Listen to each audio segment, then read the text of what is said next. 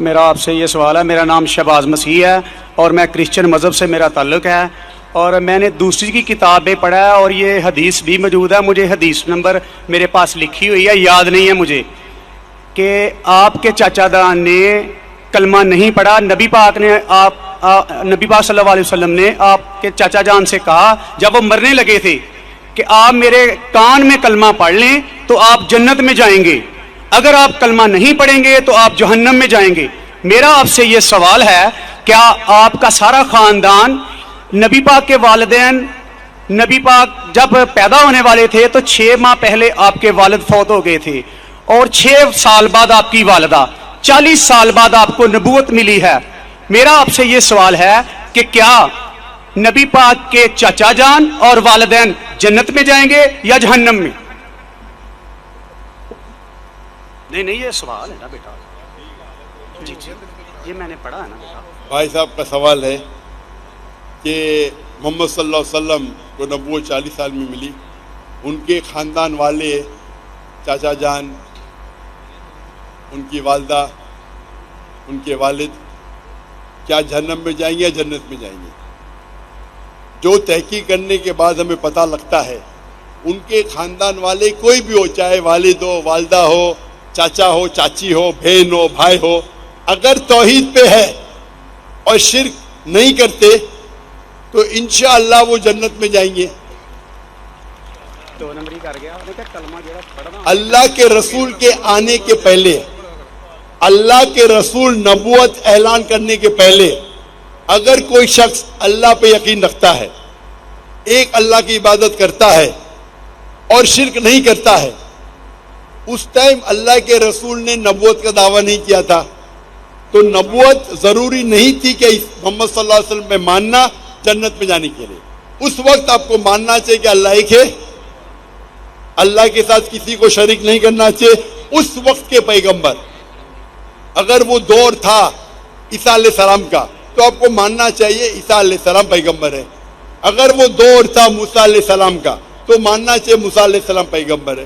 اگر کوئی دوسرا دور تھا, لیکن لازم ہے کہ آپ کو ماننا چاہیے کہ اللہ ایک ہے اور اس کے ساتھ کسی اور کو شریک نہیں کرنا چاہیے. تو آپ کس کی بھی تحقیق کرو, والد, والدہ, بھائی, بہن, جو بھی ہے,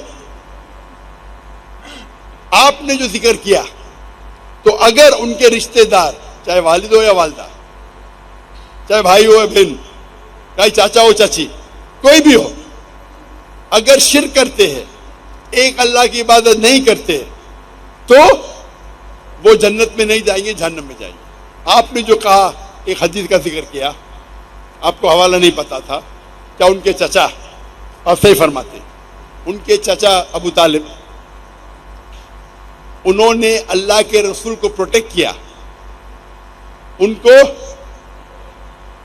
محفوظ رکھا دشمنوں سے, کیونکہ وہ اپنے قبیلے کے تھے, لیکن وہ یہ نہیں مانتے تھے کہ اللہ ہی کے اور اللہ کے رسول محمد صلی اللہ علیہ وسلم کے پیغمبر ہیں, لیکن اپنے جان سے بڑھ کر ان کی حفاظت کی.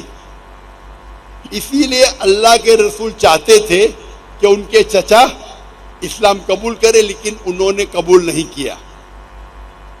آپ کا کہنا ہے کیا وہ جنت میں جائیں گے؟ نہیں, کیونکہ انہوں نے اسلام نہیں قبول کیا.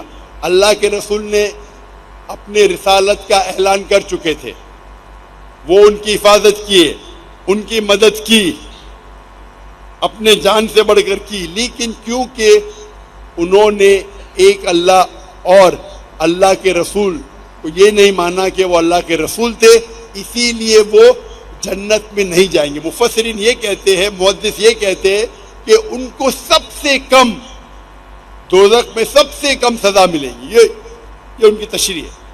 لیکن کیونکہ وہ اللہ کے رسول کے پیغام کو ایکسیپٹ نہیں کیے, وہ نہیں مانتے تھے کہ محمد صلی اللہ علیہ وسلم اللہ کے رسول ہے, اسی لیے وہ جہنم میں جائیں گے.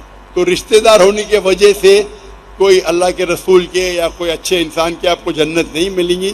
جنت میں جاننے کے لیے آپ کو ماننا پڑے گا کہ اللہ ایک ہے اور اللہ کے آخری رسول محمد صلی اللہ علیہ وسلم.